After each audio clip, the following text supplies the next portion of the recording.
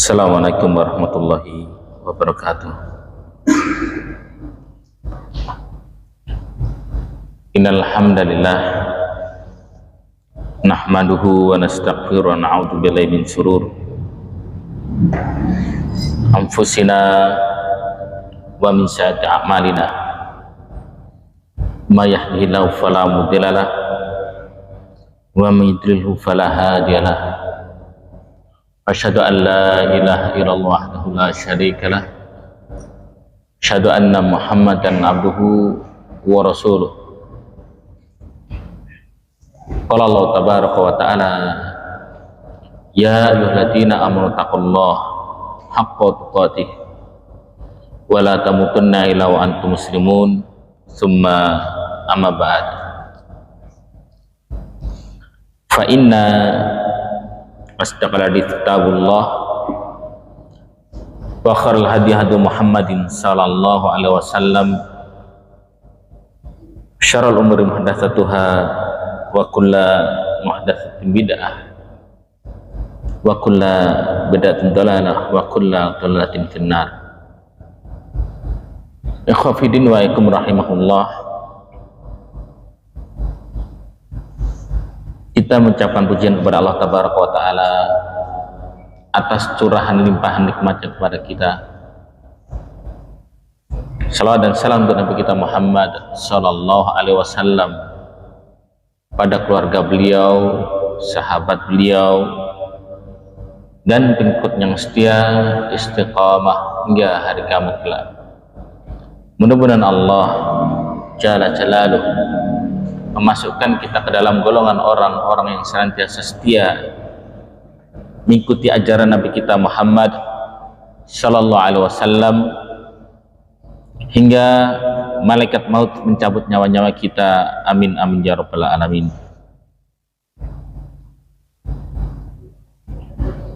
Sejenak tadi kita mendengar kabar duka dari saudari kita, ibu kita yang telah mendahului kita. Inna lillahi wa inna ilaihi rajiun. Di kesempatan ini kita doakan agar saudari kita, ibu kita tadi, Allah ampunkan dosanya, Allah berikan tempat di surga Allah Tabaraka wa Ta'ala. Karena ini majelis ilmu yang mana Allah utus malaikat untuk mencari majelis ilmu, membuka sayapnya ridho kepada orang-orang yang ada di majelis ilmu.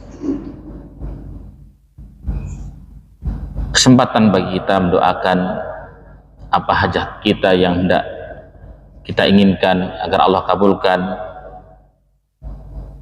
Salah satunya kita doakan ibu kita tadi agar Allah ampunkan, mendapatkan tempat di surga Allah Tabaraka wa Ta'ala.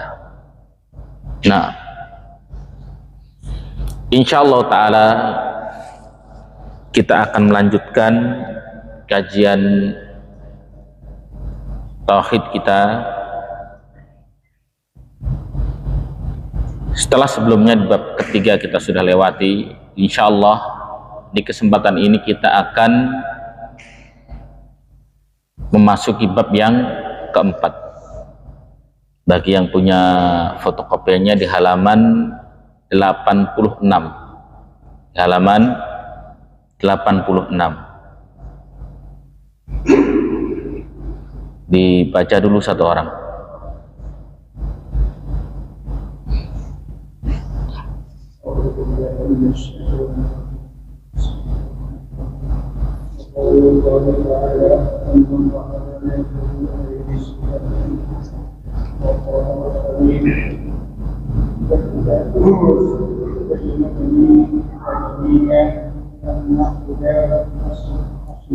Nah, barakallahu fikum. Ar-rabi, bab yang keempat. Qala mu'alif rahimahullah ta'ala wa nafa'ana bi ulumihi fid dharain Allahumma amin. Babul khaufi minasyirki, bab tentang takut dari kesyirikan. Wa qaulullahi ta'ala, dalilnya adalah firman Allah tabaraka wa ta'ala, innallaha la yaghfiru ay yushraka bih, sungguhnya Allah tidak mengampuni dosa syirik. Wa qala al-Khalil alaihissalam, al-Khalil Ibrahim alaihissalam mengatakan, Allah abadikan doa Ibrahim ini dalam Al-Quran, wajnubni wa baniya an na'budal asnam, jauhkan aku dan anak keturunanku dari penyembahan berhala.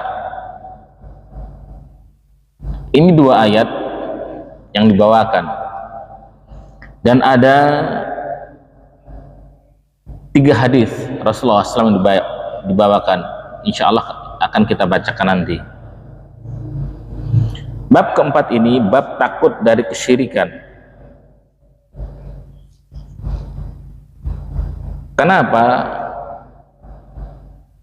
ulama syekh membawakan bab ini? Kenapa kok dibuat bab takut dengan kesyirikan ini? Apa alasannya? Seberapa urgennya? Seberapa pentingnya?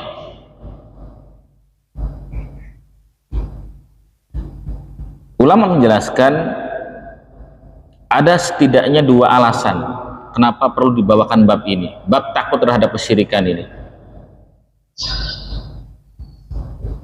Di bab keempat ini, li'anna kulla babin ba'da tahqiqit tauhid huwa min tahqiqit tauhid, karena setiap bab setelah bab merealisasikan tauhid dalam kehidupan, yaitu termasuk bentuk praktek tauhid. Jadi kan bab 1 keutamaan tauhid, bab 2 tentang kewajiban bertauhid, bab 3 tentang barang siapa mempraktekkan tauhid. Adapun di bab 4 takut dari kesyirikan. Bab 1 wajibnya tauhid, bab 2 keutamaan tauhid, bab 3 mempraktekkan tauhid. Adapun bab 4 takut dari kesyirikan. Jadi setiap bab setelah bab keempat ini, setelah bab ketiga maksud kami, bab ketiga mempraktekkan tauhid. Adapun bab keempat takut dari kesyirikan. Takut dari kesyirikan. Bab-bab di belakangnya semuanya di belakang bab 3, jadi dari bab 4 sampai bab 67 hakikatnya tentang praktek tauhid. Hakikatnya tentang praktek tauhid. Famin tahqiqit tauhid al-khaufu minasyirki, dan di antara bentuk praktek tauhid adalah seseorang takut dari kesyirikan.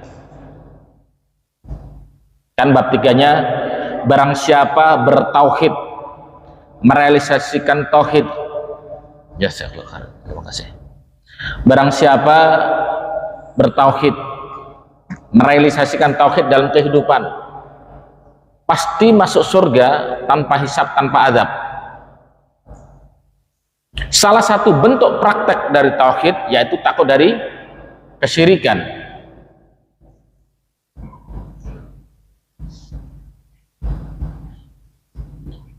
Wa min tahqiqihi ad-da'watu ilaih,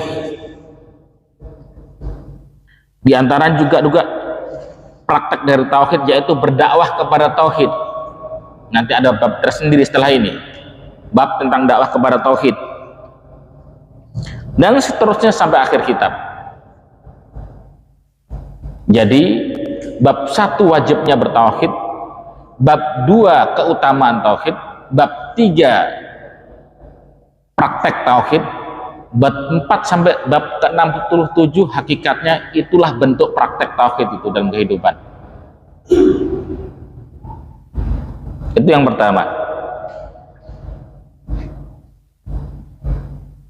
Alasan kedua, kenapa kok ada bab takut dari kesyirikan?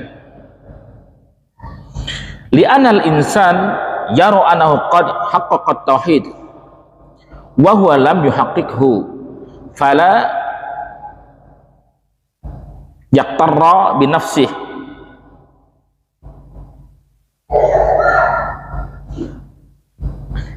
Karena seseorang manusia kebanyakannya menganggap dirinya sudah bertauhid. Kebanyakan manusia menganggap dirinya sudah mempraktekkan tauhid itu. Padahal sejatinya dia bukan termasuk orang yang bertauhid. Tapi nggak tahu dia, nggak sadar kalau dia belum bertauhid. Makanya hendaknya seorang tidak tertipu pada dirinya, tidak ujub, saya sudah bertauhid. Ngajinya apa Pak? Ngaji tauhid, sudah ngerti, saya sudah bertauhid saya. Belajar tentang apa Pak? Tentang syirik, saya nggak akan syirik. Yang syirik kan nyembah-nyembah berhala itu aja kan. Nah, hakikatnya banyak orang merasa dirinya sudah bertauhid, padahal realitanya dia bukanlah termasuk orang yang bertauhid, tapi nggak sadar, nggak sadar. Contoh kecil, barang siapa bersumpah dengan selain nama Allah, bentuk kesyirikan, tapi orang nggak tahu.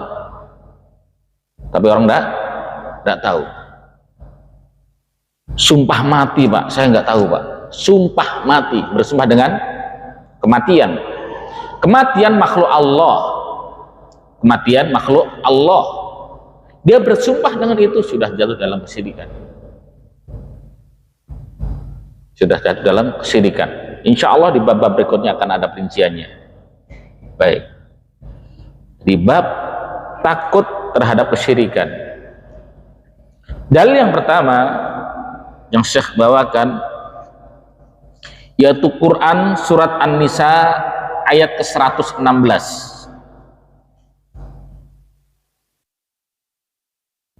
Innallaha la yaghfiru ka yusyraka bih wa yaghfiru ma duna dzalika liman yasha. Sesungguhnya Allah tidak mengampuni dosa kesyirikan, dan Allah mengampuni semua dosa yang levelnya di bawah dosa kesyirikan itu, bagi yang Allah kehendaki. Yang kedua surat Ibrahim ayat ke-35. Wajnubni wa baniya an na'budal asnam. Ya Allah, kata Ibrahim alaihissalam, jauhkan aku dan anak turunku ini dari penyembahan berhala, kesyirikan. Nah, pertanyaannya, di saat seorang ditanya, sampean takut terhadap kesyirikan enggak? Oh ya, takut. Anda takut kepada syirik? Takut. Lantas apa buktinya Anda sudah takut kepada syirik? Apa bukti realnya sampean mengaku takut kepada kesyirikan? Apa buktinya? Maaf, kalau jamaah ditanya semuanya, takut kepada kesyirikan atau enggak? Takut kepada syirikan atau enggak? Syirik itu bahaya enggak sih? Syirik itu bahaya atau tidak? Jelas bahasa. Kalau syirik besar keluar dari Islam. Syirik kecil tetap saja neraka juga. Sampai Allah firmankan tadi, innallaha la yaghfiru ayyusyraka bih. Sesungguhnya Allah tidak mengampuni dosa syirik apapun alasannya. Wa yaghfiru ma duna dzalika liman yasha, dan Allah mengampuni dosa yang levelnya di bawah kesyirikan bagi yang Allah kehendaki. Berarti betapa bahayanya ada kesyirikan itu. Pasti neraka kalau orang kena syirik. Mau besar mau kecil syiriknya, pasti neraka. Berarti kan bahaya. Saking bahayanya, Nabi Ibrahim alaihissalam saja berdoa begitu. Berdoa agar dijauhkan dari kesyirikan.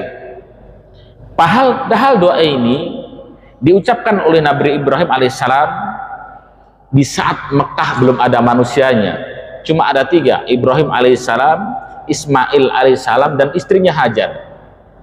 Nabi Ibrahim berdoa dengan doa tadi itu, wajnubni anak budal asnam, wajnubni wa baniya anak budal asnam. Ya Allah, jauhkan aku dan anak keturunanku dari penyembahan berhala. Berarti mengerikannya kesyirikan. Lantas apa buktinya kita ini sudah takut kepada syirik?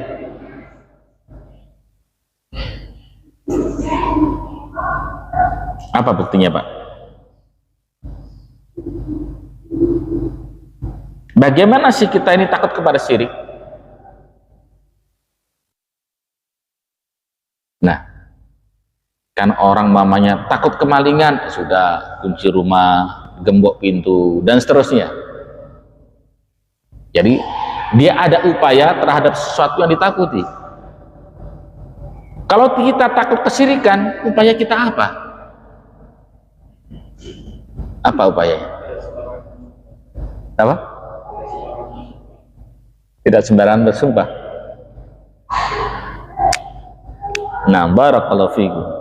Nah, jadi kesyirikan tidak sebatas itu, banyak nanti cabang-cabangnya insyaallah. Ulama menjelaskan ada 4 hal bagaimana sih kita takut pada syirik itu. Yang pertama, ta'allumut tauhid wal amalu bih wa da'watu ilaih was sabr. Yang pertama, bukti kita takut kepada syirik itu, kita mempelajari tentang tauhid, kita mengamalkan tauhid, kita mendakwahkan tauhid, dan kita sabar dalam belajar tentang tauhid, sabar ngamalkan, sabar dakwahkan tauhid itu yang pertama.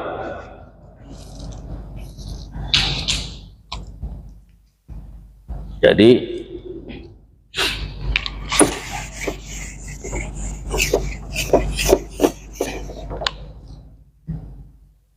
bukti seorang itu takut syirik, bagaimana kita takut syirik itu?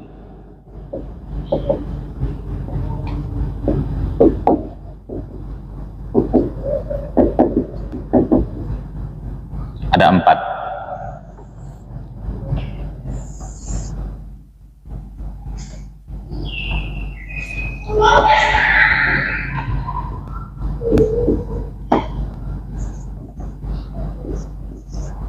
Yang pertama, kita mempelajari tentang tauhid.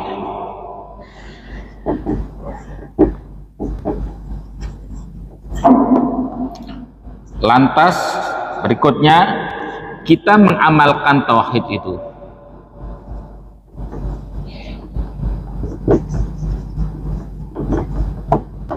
Yang ketiga, kita mendakwahkan tauhid.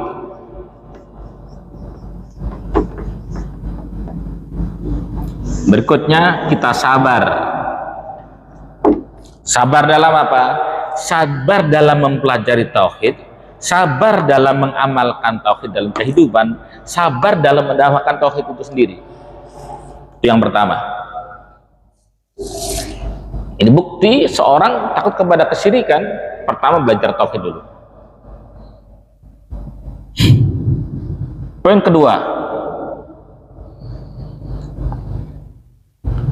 dirasatu syirki wa ma'rifatu asbabihi. Seseorang mempelajari tentang kesyirikan, seseorang mengenal sebab-sebab kesyirikan, seseorang mengenal hal-hal yang mengantar kepada kesyirikan. Belajar tentang syirik itu apa, sebab syirik itu apa saja, wasilah perantara-perantara yang bisa mengantarkan kepada syirik itu apa, tujuannya apa, agar kita bisa menjauhi itu. Jadi apa tadi? Mempelajari kesyirikan, terus mengenal sebab kesyirikan, terus perantara-perantara yang bisa mengantarkan kepada kesyirikan. Tujuannya apa? Agar kita bisa menghindari kesyirikan ini. Jadi yang kedua, bagaimana kita takut terhadap syirik itu? Mempelajari tentang syirik. Tentang syirik. Kedua, mengenal sebab-sebab syirik. Apa saja sebab-sebab kesyirikan?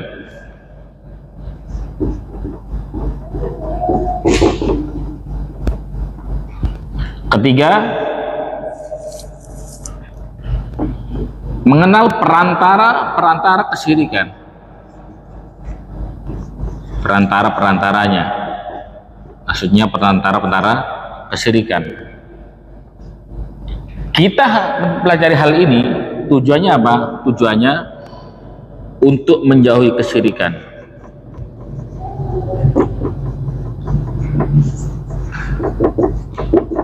Jadi hukum asal kita mempelajari ilmu itu untuk diamalkan. Mempelajari ilmu agama, hukum asalnya untuk diamalkan. Tapi apakah semua ilmu agama diamalkan? Ya enggak, ada yang tidak boleh diamalkan. Contohnya apa? Kita mempelajari syirik bukan untuk diamalkan, tapi untuk dihindari, agar kita bisa menghindari jerat-jerat iblis yang bernama kesyirikan itu. Contoh lagi, seseorang belajar tentang talak, ya sudah, sampai rumah diamalkan, praktekkan sama istrinya. Waliyadzubillah. Tidak begitu. Nggak semua ilmu itu diamalkan. Tunggu, ilmu apa dulu ini? Ilmu tentang syirik bukan untuk diamalkan, untuk dihindari. Ilmu tentang talak bukan sampai rumah ditalak istrinya. Kenapa? Mengamalkan ilmu. Nah, itu bodoh namanya. Nah, yang ketiga, bagaimana kita takut kepada kesyirikan? Apa buktinya? Yang ketiga, ad-du'a'u wal isti'anatu billahi ta'ala. Seseorang berdoa dan minta tolong kepada Allah tabaraka wa ta'ala agar terjauh dari kesyirikan. Seseorang berdoa minta tolong kepada Allah agar dijauhkan dari kesyirikan. Jadi doa isti'anah, minta tolong kepada Allah agar dijauhkan dari kesyirikan.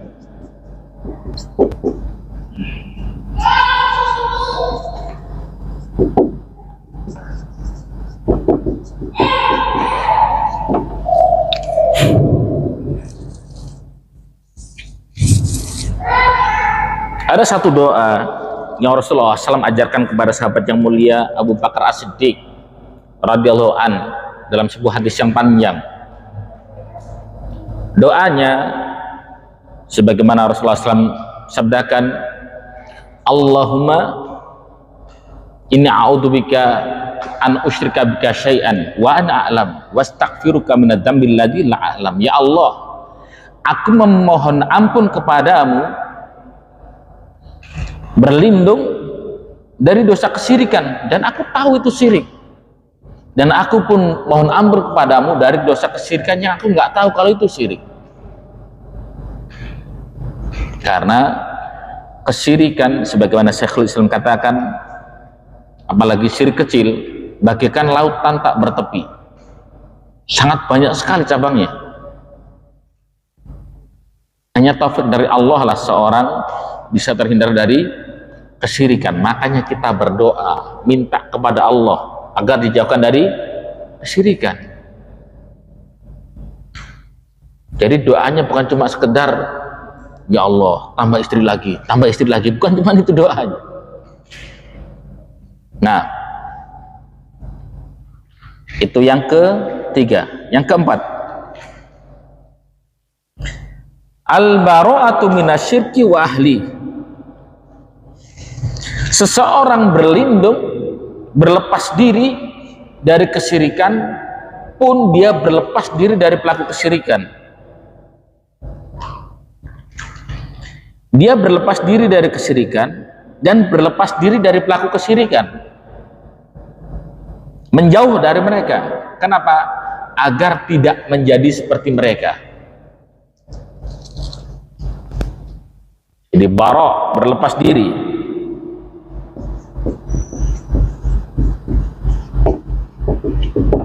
Berlepas diri dari apa? Dari kesyirikan, pun berlepas diri dari pelaku syirik, pelaku kesyirikan. Tujuannya apa? Agar tidak menjadi seperti mereka. Agar tidak menjadi seperti mereka.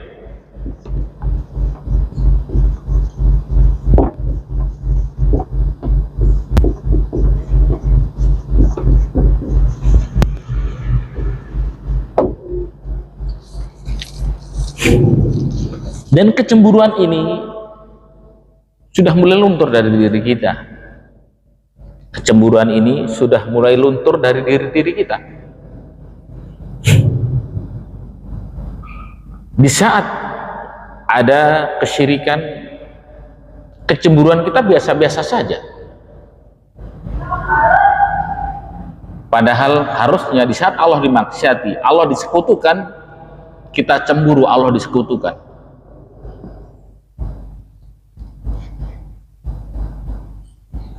Nah, salah satu contohnya, kita sangat merasa wajar di saat ada orang beribadah kepada selain Allah, beribadah kepada selain Allah. Kita anggap itu sebagai sebuah hal yang lumrah, padahal nggak lumrah. Di saat ada orang menyembelih untuk selain Allah, kita anggap biasa saja. Biasanya dengan alasan apa?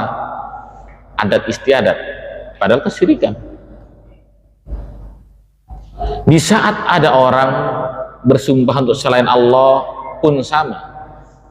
Bahkan sebagiannya tidak paham kalau itu bentuk kesyirikan. Kita harus berlepas diri dari kesyirikan dan dari pelaku kesyirikan. Wallahu a'lam bishawab. Dulu negeri kita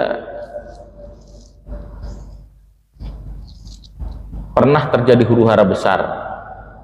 Huru-hara besar. Seorang yang kafir, non-muslim, disinyalir dia melecehkan Al-Quran. Sebuah petinggi. Lantas terbagilah dua kubu. Ada orang yang mengecam itu, melecehkan Quran segala macam. Tapi ada simpatisannya yang membela. Kalau nggak salah kasusnya surat Al-Maidah ayat berapa dulu itu? Kan orang kafir ini yang mencela Quran ini, bukan kapasitasnya mengomentari Quran. Orang non muslim ini pelaku kesyirikan atau bukan? Orang non muslim, orang kafir ini pelaku kesyirikan atau enggak?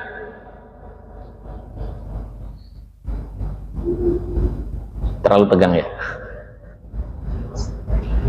Orang non muslim, orang kafir pelaku kesyirikan atau tidak? Jelas. Bila syak tanpa ragu, orang kafir, orang non muslim pelaku kesyirikan. Kenapa? Menyembah kepada selain Allah dia. Sudah gitu, bukan porsinya mengomentari Quran. Al-Maidah ayat Allah. Kok masih ada orang yang membelanya? Dia pelaku kesyirikan, dia nggak berlepas diri dari pelaku kesyirikan ini, malah membela yang notabene dia mengomentari Quran. Nggak benar ini seperti ini. Berarti ada yang salah dengan akidahnya. Ini terlepas dari politik ini dan itu ya. terlepas dari politik ini dan itu. Akan tetapi yang mau kita dudukkan seorang muslim yang mengaku takut kepada kesyirikan harus berlepas diri dari kesyirikan dan dari pelaku kesyirikan. Bahkan dulu muncul jargon di negeri ini. Jargonnya apa itu? Non muslim yang tidak korupsi itu lebih baik daripada muslim yang korupsi. Pernah dengar? Pernah? Pernah atau enggak? Pernah kan? Non muslim yang tidak korupsi itu lebih baik dari muslim yang korupsi. Nah,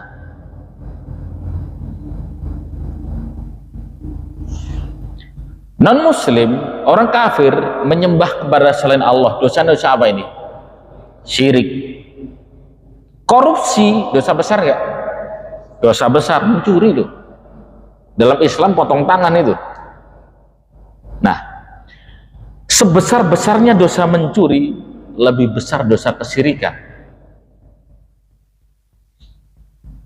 Bukan berarti kita sedang membenarkan mencurinya loh, bukan. Kita sedang meluruskan permasalahan orang yang menganggap non muslim yang tidak korupsi lebih baik daripada muslim yang korupsi. Enggak. Bagaimanapun muslim tetap lebih baik. Kenapa? Dia menyembah kepada Allah itu. Adapun non muslim menyembah kepada selain Allah, nggak ada bagus-bagusnya. Kalaulah pilihannya ada 3, tentu kita pilih muslim yang tidak korupsi, tentu. Kalaulah pilihannya hanya 2, nggak ada yang ketiganya, pilih mana? Non muslim yang tidak korupsi atau muslim yang korupsi? Tentu kita pilih seorang muslim. Kenapa? Dia menyembah kepada Allah.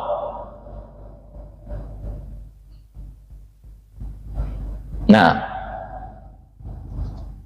tapi jangan disalahpahami. Disalahpahaminya, oh berarti boleh korupsi. Bukan, salah paham kalau itu.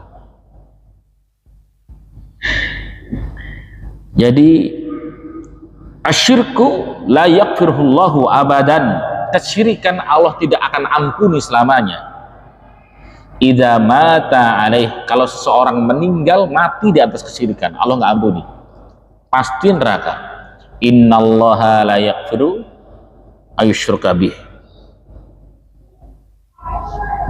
Kenapa kok Allah tidak ampuni?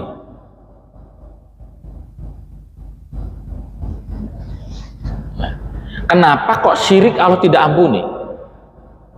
Kalau orang mati di atas syirik ini Allah nggak ampuni, kenapa? Paham atau enggak dengan pertanyaan saya? Kenapa kok syirik Allah tidak ampuni?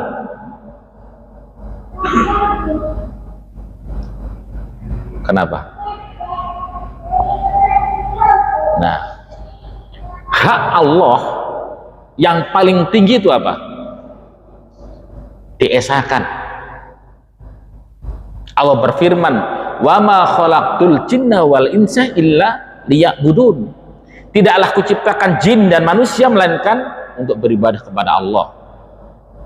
Sahabat yang mulia Ibnu Abbas menafsirkan ayat ini, liya'budun ay liyuwahhidun. Tidaklah kuciptakan jin dan manusia kecuali untuk ibadah kepada Allah. Kecuali untuk apa? Bertauhid kepada Allah. Pun minimal 17 kali dalam sehari kita ikrarkan dalam surat kita. Apa itu? Iyyaka na'budu, hanya kepadamu ya Allah kami ibadah, hanya kepadamu ya Allah kami bertauhid. Tok. Berarti hak Allah terbesar apa? Untuk ditauhidkan.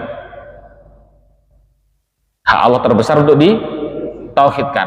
Kok dia buat syirik, Allah nggak ampuni. Melanggar hak Allah yang paling besar itu, makanya Allah nggak ampuni. Innallaha la yaghfiru ayyushraka bih. Allah nggak ngampuni dosa syirik itu, nggak ada ampun. Bisa dipahami?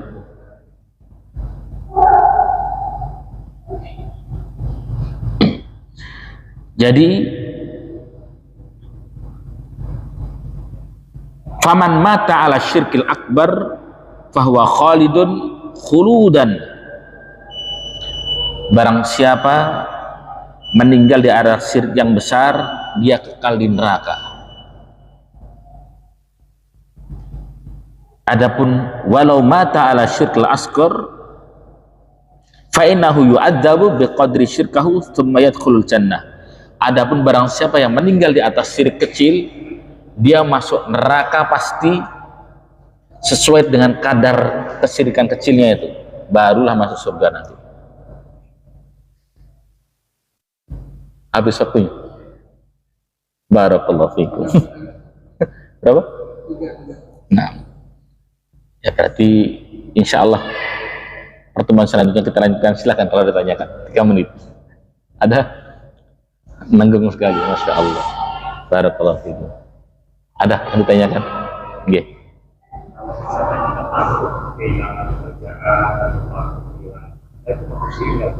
Takut apa? Baik. Nah, barakallahu fikum. 3 menit ya. Nah, apakah di saat seorang takut kepada pekerjaan, takut kehilangan harta termasuk syirik? Nanti erat kaitannya pembahasan ini tentang sebab. Insya Allah ada bab sendiri tentang sebab. Nah, di saat seorang menganggap sebab itu bisa berpengaruh dengan sendirinya syirik. Contoh, wah kalau aku nggak kerja di sini nanti makan apa? Dia dalam hatinya ada itikad, ada keyakinan sebab ini yang buat dia hidup, syirik itu. Tapi kalau dia punya keyakinan Allah yang memberi rizki, Allah yang memberi rizki, sebab ini hanya sekedar sebab, itu tidak syirik. Jadi kerja ini hanya sekedar sebab. Contoh begini, mirip dengan itu nanti. Contoh sebab itu ada yang sebab yang Allah jadikan sebab, ada yang Allah nggak jadikan sebab. Contoh, orang sakit kepala, ada obat paracetamol, sebutlah namanya bodrek, yang itu. Nah, sebutlah namanya bodrek. Bodrek itu sebuah sebab kan, yang Allah jadikan sebagai sebab bodrek.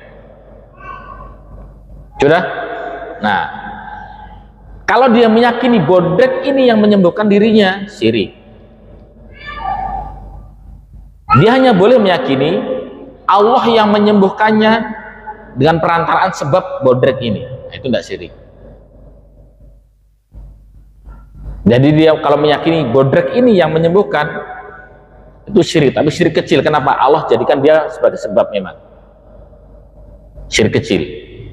Kalau dia menganggap sesuatu yang Allah bukan jadikan sebab sebagai sebuah sebab, syirik besar. Contoh, orang sakit kepala. Orang sakit kepala. Sakit kepala ini, kalau kita baca umpamanya mantra dari Mbah Dukun ini 3 kali, sakit kepalanya sembuh. Mantra ini Allah tidak jadikan sebagai sebuah sebab ini. Pokoknya kata Mbah Dukun, kalau sakit kepala, rambut 3 helai digulung, taruh di jendela begitu. Itu tidak Allah jadikan sebab. Tapi dia menganggap itu sebuah sebab. Yang seperti ini dia punya keyakinan, itu syirik besar. Insya Allah di bab tentang sebab akan kita rincikan nanti. Nah, wallahu a'lam bishawab. Mungkin itu. Ya, insya Allah mudah-mudahan di pertemuan selanjutnya kita lanjutkan. Mudah-mudahan manfaat. Kalau ada yang benar datang dari Allah, kalau ada yang salah datangnya dari setan dan dari kebodohan saya mohon ampun kepada Allah. Akhir da'wana alhamdulillahirabbil alamin. Subhanakallahumma bihamdika asyhadu an la ilaha illa anta astaghfiruka wa atubu ilaik. Assalamualaikum warahmatullahi wabarakatuh.